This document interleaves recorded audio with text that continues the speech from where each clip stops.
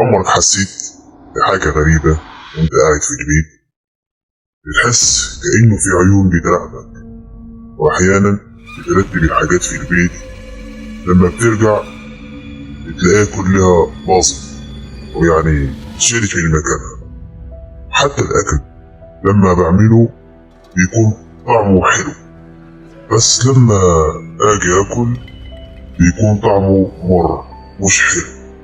وأحيانا الأكل بيختفي من البيت، ومش الأكل بس هو اللي بيختفي، في حاجات بتختفي من البيت وأنا بدور عليها مبلاقيهاش.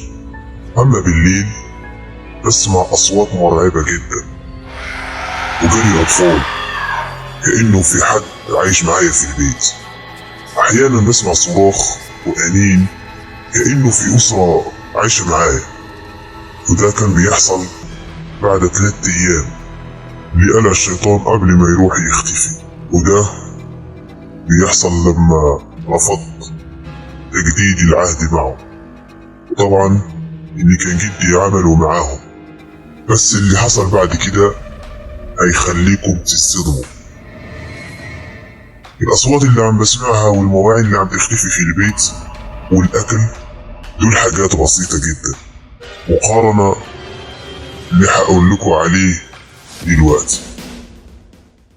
اللي بيحصل يا جماعة، اللي بيحصل يا جماعة إن كل ما أروح الشغل أشتغل أجي يعني أرجع للبيت ألاقي الفلوس مختفية من جيبي. يعني الفلوس اللي باخدها في السوق لما أوصل للبيت تختفي، تبقى موجودة بمجرد أحطها في جيبي تختفي على طول. وأحيانا بقول يعني أشتري بيها حاجة عشان بقى مطرحش مني، بس للأسف بلا فايدة.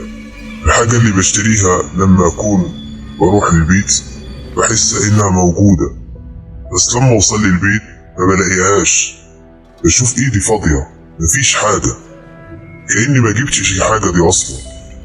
بس والمصيبة الكبيرة لما بفتح باب البيت بلاقي الدنيا مقلوبة والمواعين متكسرة في كل حتة. أما العفش كل حاجة مقلوبة في البيت. أما الأشباح بشوفها في كل حتة في البيت، يعني زي ما تقول كده كأنه يتشال الحجاب بيني وبينهم. وبعد مدة خلاص سجنوني في البيت. بشوفهم بيجيبوا الحيوانات يعني القطط والكلاب بيعذبوهم قدامي قبل ما يقتلوهم، وده منظر يخلي قلبك يوقف. المنظر ده بيتكرر كل يوم قدام عيوني، وانا بشوف المنظر ده يعني انتوا عارفين بقى حالتي هتكون ازاي. يعني ده منظر كان مقرف جدا، والمصيبة الكبيرة انهم بياكلوا اللحم ده قدام عيني، حاجة تشمئز منها حتى انك تقرف منها. الهياكل العظمية مرمية في كل حتة في البيت، عموما مجزرة حيوانات في البيت.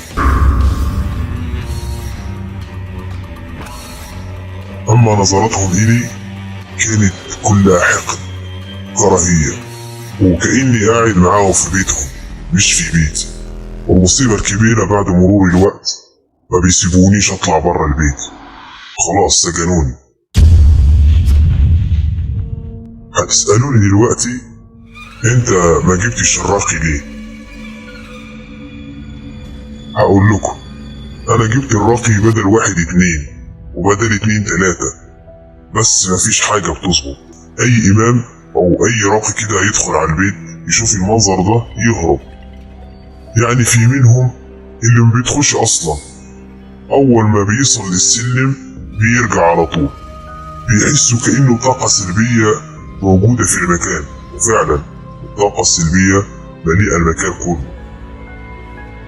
بس بعد ما حبسوني جوه البيت في الأول كانوا بيسيبوني جوعان 2 3، وبعد كده بيدوني لحم قطط، يعني لحم قطط وكلاب نية. منظرها وذوقها يخلي الواحد يرجع. بس ما بيدي حيلة، كنت باكلها غصب عني.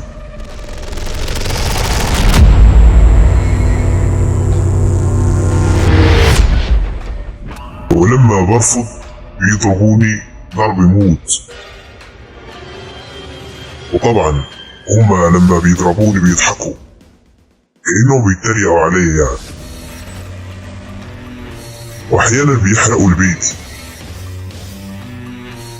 وكل ما احاول اهرب بلاقي قدامي جسم ضخم جدا وعمال يقول لي لو عايز حريتك يبقى جدد العهد معانا، وإلا حياتك هتبقى كلها عذاب لحد ما تموت. بس في جوايا حاجة بتقول لي قاوم ما تستسلمش، وانا كنت بقول للجسم ده انا مش هجدد العهد معاكم حتى لو قتلتوني. رغم الألم اللي بحس بيه كنت بقاوم. واستمر معايا المنظر ده، وبكيت بدل الدموع دم، بس كنت بدعي ربنا في نفسي لغاية ما ربنا استجاب لي دعائي. في يوم من الأيام نمت، كنت تعبان قوي من كتر الضرب اللي كنت باخده كل يوم. لما عيني غمضت حلمت براجل أبيض ملامحه مش باينة كتير، وكان لابس كله أبيض، وكانت في إيده عصاية زي اللي بتكون عند العواجيز. والراجل ده كان بيكلمني عن الدين، كان بيطمني، ودي أول مرة يجيني الإحساس ده، الإحساس بالراحة، كأنه مفيش حاجة حصلت ولا حسيت بأي وجع. كنت مبسوط. بعد كده أنا صحيت على صوت أذان الفجر. أنا اتصدمت لأني أول مرة أسمع أذان الفجر في البيت ده أصلا. كان بيأذن كأنه المسجد ورا البيت، وفي الحقيقة المسجد بعيد جدا، يعني بعيد علينا أوي. بس في اللحظة دي افتكرت المنظر اللي كنت عايش فيه. لفيت عيني في دهشة على البيت، لقيته نضيف ورجع زي ما كان زمان.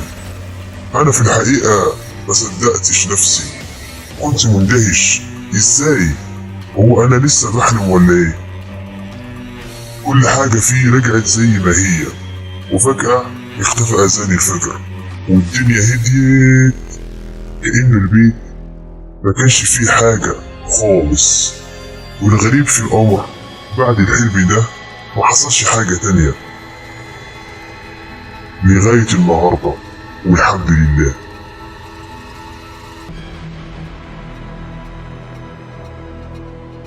ده كان الجزء الثاني من القصة، طبعا الجزء الثاني والأخير. بتمنى تعجبكم إن شاء الله، وتعملوا سبسكرايب وإعجاب، وتحطوا أي كومنت، أي انتقاد، يعني أي حاجة جت في بالكم حطوها في التعليقات. وبتمنى إن شاء الله تدعمونا على القناة، وده فضل وليس أمرا. السلام عليكم ورحمة الله.